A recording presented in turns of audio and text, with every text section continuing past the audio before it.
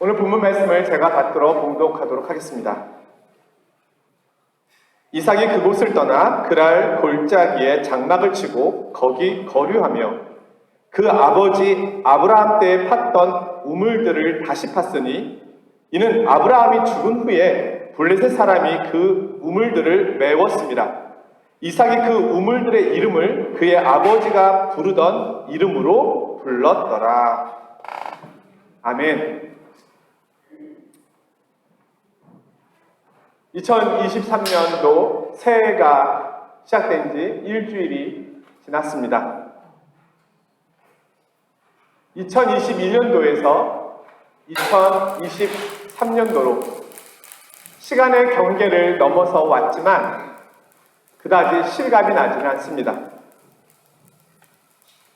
또 올 한 해를 어떻게 살아야 할까를 생각해 보면 조금은 막막해 보이기도 합니다.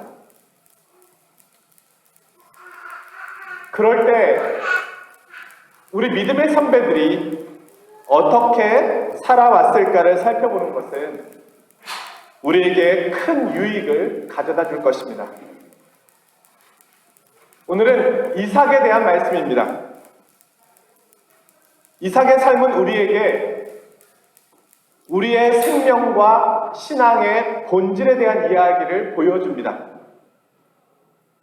오늘 이삭의 삶을 통하여 우리에게 말씀하시는 하나님의 음성을 듣는 시간이 되기를 원합니다. 자, 이제 숫자가 좀 나올 텐데요. 잘 들으셔야 됩니다. 하나님의 약속대로 아브라함과 사라는 이삭을 낳았습니다. 그때 아브라함의 나이가 100세, 사라의 나이가 90세였습니다. 세월은 흐르고 흘러서 사라는 127세의 나이로 열조의 품으로 돌아갑니다. 그리고 어머니 사라가 죽은 지 3년 후에 이삭은 40세에 신부 리브가를 맞이하게 됩니다. 그리고 60세에 에서와 야곱 쌍둥이가 태어납니다. 그리고 아브라함도 175세에 이르기로 열조에게로 돌아갑니다. 이해되시죠? 네. 세월이 그만큼 많이 흘렀다는 이야기입니다. 한 세대가 가고 또 한 세대가 왔습니다. 시간은 빠르게 흘러가고 있습니다. 그리고 아브라함에게 하셨던 하나님의 약속은 이제 이삭에게로 이어집니다. 하나님께서 이삭에게 나타나셔서 아브라함에게 주셨던 약속을 다시 들려주십니다. 창세기 26장 3절 4절의 말씀인데요. 내가 내 아버지 아브라함에게 맹세한 것을 이루어 내 자손을 하늘의 별과 같이 번성하게 하며 이 모든 땅을 내 자손에게 주리니 내 자손으로 말미암아 천하 만민이 복을 받으리라. 하지만 이삭의 인생에도 가뭄이 찾아왔습니다. 이삭은 가뭄을 피하여 블레셋 땅으로 갑니다. 그곳에서 하나님의 은혜로 인하여 거부가 되었습니다. 하지만 이삭의 번성을 시기한 블레셋 왕 아비멜렉의 목자들이 이삭이 사용하고 있던 우물을 메꾸거나 그 우물을 빼앗았습니다. 왕의 목자들이 가진 힘으로 인해서 이삭은 쫓겨가듯 이사를 가야만 했습니다. 그것이 오늘 본문의 내용입니다. 그리고 이삭은 그랄 골짜기에 머물게 되었습니다. 오늘 본문 말씀을 다시 한번 읽어보겠습니다. 이삭이 그곳을 떠나 그랄 골짜기에 장막을 치고 거기 거류하며 그 아버지 아브라함 때에 팠던 우물들을 다시 팠으니 이는 아브라함이 죽은 후에 블레셋 사람이 그 우물들을 메웠습니다. 지금도 그렇지만 고대 사회에서 물은 가장 귀한 생명의 근원입니다. 사람이 살기 위해서는 반드시 물이 필요합니다. 당시에 강이 없는 곳에서 물을 구하기 위해서는 우물을 파야만 했습니다. 우물은 생명과 같이 여겨집니다.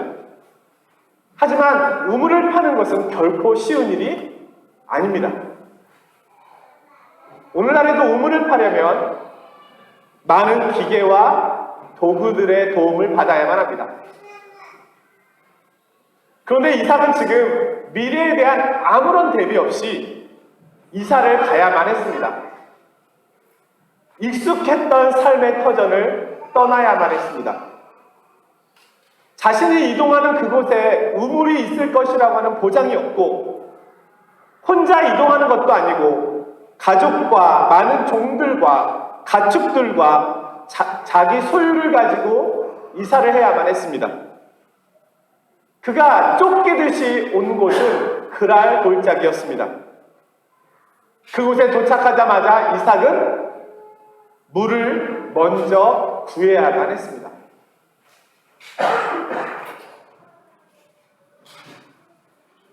프랑스에서 이사하는 것은 쉽지 않습니다. 자, 이사를 할 때 가장 염려하는 것이 무엇일까요?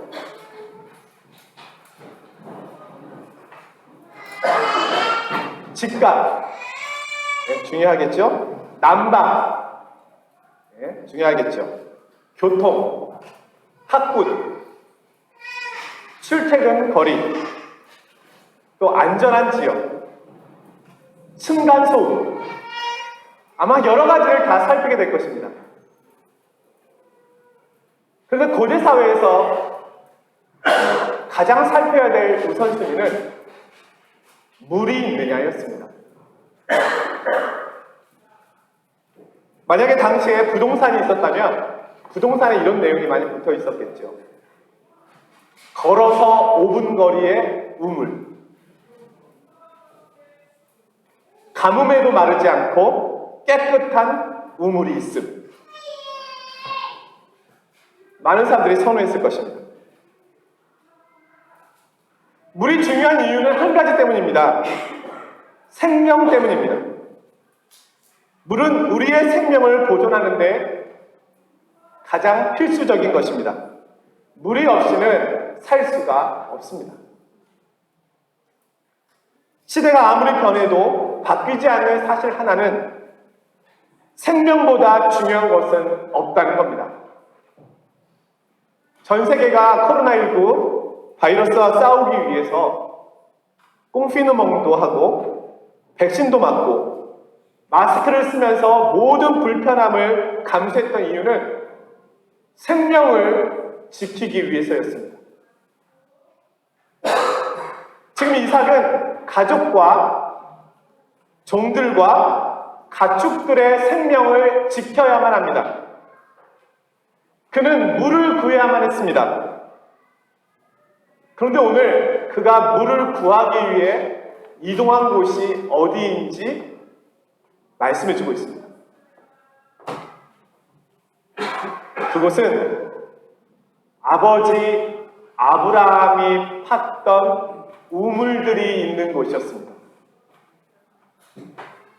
자, 왜 이삭이 이곳으로 왔을까요? 우리는 충분히 유추해 볼 수 있습니다. 물을 찾아서 이곳저곳 다닐 만한 여유가 없었습니다. 그는 위기 때에 아버지를 떠올렸고 아버지가 팠던 우물을 기억해냈던 것입니다. 오늘 이 말씀에서 우리는 하나님께서 우리에게 주시는 말씀을 들을 수 있습니다.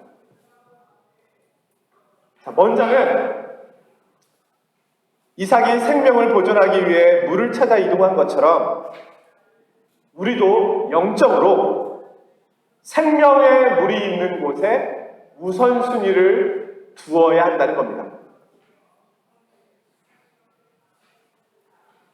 우리는 2023년도라고 하는 새로운 해를 시작하였습니다. 기술의 발전은 더 이루어질 것입니다. 그런데 그렇다고 해서 신앙의 근본이 바뀌지는 않습니다. 기술이 발전하고 세상의 문화가 다양해진다고 해서 신앙의 본질이 바뀌지는 않습니다. 우리를 위한 구원이 예수님이 아닌 다른 것으로 대체될 수는 없습니다. 예수님만이 길이요, 진리요, 생명이십니다. 이 사실이 바뀌지 않습니다. 먼저 하나님의 나라와 의를 구하라고 하는 우선순위가 바뀔 수는 없습니다. 신앙생활의 기본이 되는 주일 성수와 예배, 봉사와 친교, 헌금생활과 기도생활, 말씀 읽기와 묵상을 대체할 수 있는 것은 없습니다. 이 모든 것을 제외하고 신앙생활이 이루어질 수는 없습니다. 신앙생활에 있어서 다른 의무는 없습니다. 다른 생명의 길은 없습니다. 다른 어떤 우물이 우리의 목마름을 대체할 수 있을까요? 다른 어떤 방법들이 우리의 영적 가람을 대체할 수 있을까요? 우리 주님께서는 우리에게 말씀하고 계십니다. 요한복음 4장 14절인데 내가 주는 물을 마시는 자는 영원히 목마르지 아니하리니. 우리는 예수님께서 주시는 생명의 물을 마음껏 마시기 위하여 더 경건의 훈련을 쌓아가는 한 해가 되어야 할 것입니다. 예수 그리스도만이 우리의 생명의 물이 되십니다. 오늘 본문에서 얻을 수 있는 두 번째 교훈은 이삭이 아버지 아브라함이 팠던 우물을 다시 팠던 것처럼 우리 믿음의 선배들이 팠던 우물을 다시 파야 한다는 겁니다. 자, 우물을 처음 파는 것이 쉬울까요? 아니면 누가 파놓았었는데 메꾼 것을 다시 파는 것이 쉬울까요? 우물을 안 파봐서 모르시겠죠?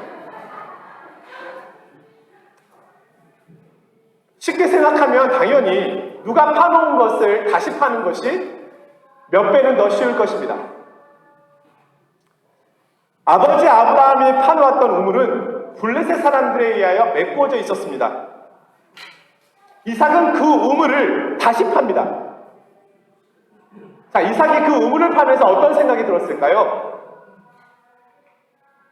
아버지 아브라함이 이때를 위하여 미리 파놓으신 것은 아닐까? 아버지께 감사한 마음이 들지 않았을까요? 아브라함이 우물을 파면서 70년 후에 아들 이삭이 이곳에 와서 그 우물을 파게 될 것이라고는 생각하지 못했을 것입니다. 그런데 아브라함이 한 그 일 때문에 아들과 그의 가족과 가문을 살릴 수 있었던 겁니다. 아브라함이 이 일을 미리 알았더라면 아마 그 우물에다가 타임캡슐을 묻어놨을 겁니다. 아들아, 왔구나. 보아라. 네가 언젠가 여기 와서 이 우물을 파게 될 것이라고 나는 생각하고 있었다. 이를 위하여 내가 더 우물을 크게 파놓았단다. 그러니 너에게는 조금 더 수월했을 것 같구나. 반갑구나, 아들아. 하나님을 의지하고 따라가는 일이 때로는 힘들겠지만 포기하지 말고 하나님의 약속을 끝까지 믿고 나아가려. 하나님은 신실하신 분이란다. 하나님의 은혜가 너 위에 항상 함께 하기를. 아버지 아브라함. 그런데 그렇지 않았습니다. 이런 일이 있을 거라고는 아무도 알지 못했습니다. 아브라함도 자신을 팠을 뿐입니다. 그런데 그 아브라함의 우물을 아들 이삭이 지금 파고 있는 겁니다. 이 우물이 이삭과 그의 가족과 그의 가문을 살리는 생명이 되었던 겁니다. 놀랍지 않습니까? 하나님께서 부모의 신앙과 삶, 믿음의 흔적을 반드시 사용하십니다. 오늘 우리가 파는 신앙의 그리고 삶의 이 우물들이 우리 자녀들에게 언젠가 생명이 될 수 있습니다. 부모의 기도와 경건한 신앙의 싸움이 우리 자녀들에게 능력과 위로가 될 수 있습니다. 우리 자녀들이 먼 훗날 인생의 위기를 맞이하였을 때 이것이 그들을 살리는 생명이 될 수 있습니다. 하나님께서 그것을 사용하실 수 있다는 겁니다. 그러하기에 우리는 나를 위해서뿐만 아니라 자녀와 다음 세대를 위하여 기도와 경건의 훈련의 흔적들을 깊이 남겨두어야 합니다. 자녀들이 위기 때 부모가 남겨놓은 그 경건의 흔적들을 보게 될 것입니다. 오늘 이 말씀이 우리에게 그런 교훈을 주고 있는 건 아니겠습니까? 마지막으로 오늘 이 말씀은 신앙의 방해물을 제거하고 깊이 파는 수고를 하라고 교훈하고 있습니다. 아버지 아브라함이 판 우물이 잘 보존되어 있지 않았습니다. 흙으로 덮여 있었습니다. 블레셋 사람들이 흙으로 메꾸어 놓았습니다. 블레셋은 이 우물을 사용하지 못하도록 해놓았습니다. 한마디로 그랄 땅에서는 살지 말고 떠나라는 것이었습니다. 흙으로 덮어놓은 우물은 밖에서는 물이 보이지 않습니다. 흙을 제거하고 깊이 파 내려가야만 물을 만날 수 있습니다. 겉에서는 알 수가 없습니다. 이 우물을 마시려면 깊이 파 내려가야만 합니다. 수고해야 합니다. 흙을 제거해야 합니다. 그러면 생명의 물을 만날 수 있습니다. 이삭은 블레셋이 메운 흙을 제거하고 물을 얻게 되었습니다. 오늘 우리의 신앙생활도 이와 다르지 않습니다. 오늘 우리가 생명의 물, 생명의 주님께서 베푸시는 은혜를 누리는 데는 방해물이 있습니다. 블레셋이 흙을 덮어놓았듯이 영적 블레셋이 우리가 생명의 길로 나아가는 것을 방해합니다. 하나님의 은혜가 보이지 않습니다. 생명 되신 예수님이 보이지 않습니다. 아마도 너무 많은 정보들이 도리어 우리의 신앙생활에 방해가 될 수도 있습니다. 이단들과 잘못된 가르침들이 너무너무 많습니다. 또 지나친 편리함이 예배당으로 나오는 수고를 막을 수도 있습니다. 온라인 예배가 갖고 있는 장점과 단점이 존재합니다.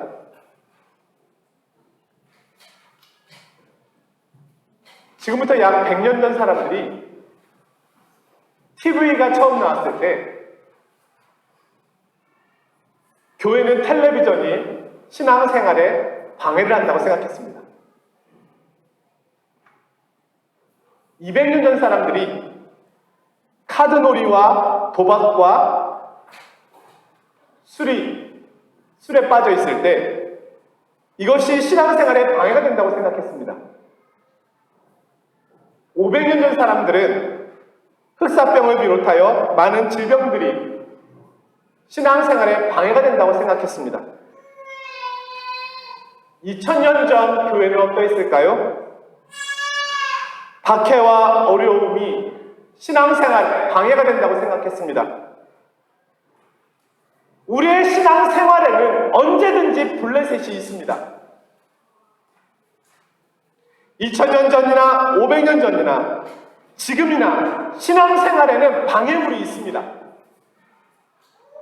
영적 블레셋은 생명의 물을 흙으로 덮어버리는 일을 계속합니다. 생명의 물이 보이지 않게 가려버립니다. 그런데 믿음의 사람들은 그 가운데서도 블레셋이 덮어놓은 흙을 제거하였습니다. 그들은 이 흙들이 제거되면 깊은 곳에 복음의 생수가 흐르고 있음을 믿었습니다. 그리고 그렇게 수고했고 마침내 놀라운 생수와 같은 복음을 경험하게 되었습니다. 16세기의 종교개혁자들이 한 일이 이것이었습니다. 당시 카톨릭 교회는 교회의 전통과 예식으로 복음을 덮어놓았습니다. 그때 개혁자들이 덮어놓은 그것을 제거하자 깊은 곳에서 예수 그리스도의 생명의 복음이 흘러 넘쳐나왔습니다. 많은 사람들이 그 생명의 복음을 발견하고 복음의 영광과 구원의 은혜를 경험하였습니다. 20세기 최고의 설교가로 불리우는 마틴 로이드 존스 목사는 그의 부흥이라고 하는 설교에서 오늘 이 본문을 가지고 이렇게 이야기합니다. 내가 어떻게 해야만 행복할 수 있을까? 그러나 그것은 문제가 되지 않습니다. 제가 여러분에게 묻고 싶은 것은 여러분이 어느 정도까지 주 예수 그리스도를 아느냐 하는 것입니다. 여러분이 그분의 사랑의 넓이와 길이와 깊이, 높이에 대해서 얼마나 압니까? 여러분이 그분의 그리스도의 사랑을 아는 것이 여러분의 가장 큰 소원입니까? 지식에 뛰어나는 그 사랑을 알고 하나님의 모든 충만함으로 충만케 되기를 원하십니까? 그러한 기준으로 여러분 자신을 언제 한번 시험해 보셨습니까? 그것이 문제입니다. 오늘 우리는 거룩한 부담감을 가지고 생명의 주님을 덮으려는 영적 블레셋과 거룩한 싸움을 싸워가야 할 것입니다. 이 싸움은 모든 믿는 성도들의 의무이자 특권입니다. 사랑하는 성도 여러분, 2023년도 새로운 한 해가 시작되었습니다. 그리고 일주일이 지났습니다. 우리는 다시 분주하게 달려가고 있습니다. 생명을 위해 달려가고 있는 것이겠죠. 그러나 육체의 생명이 아닌 영혼의 생명을 위해서는 어떻게 달려가고 계십니까?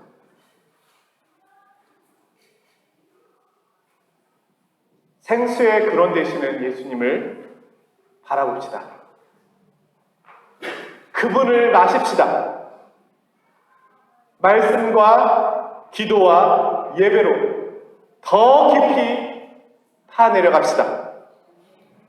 영적 블레셋과 싸우시기를 바랍니다. 오늘 이삭은 아버지의 우물을 다시 팠습니다.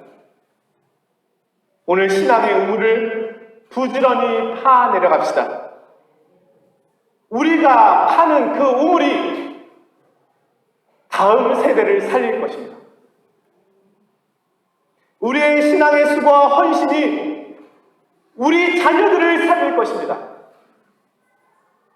교회를 살릴 것입니다. 그리고 이 세상을 살릴 것입니다. 올 한 해 주님께서 성도 여러분들의 삶에 마르지 않는 생명수로 넘치게 해주시기를 주님의 이름으로 간절히 축원드립니다. 기도하겠습니다. 거룩하신 하나님 아버지, 감사합니다. 오늘 말씀을 통해서 신앙이 무엇인지 알려주심에 감사드립니다. 이삭은 아버지가 팠던 우물을 다시 팠습니다. 주님,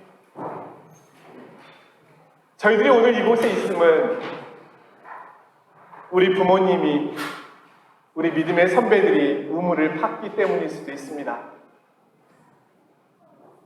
저희들도 부지런히 파게 하옵소서. 올 한 해 열심히 생명의 우물을 파내려가는 한 해가 되게 하옵소서.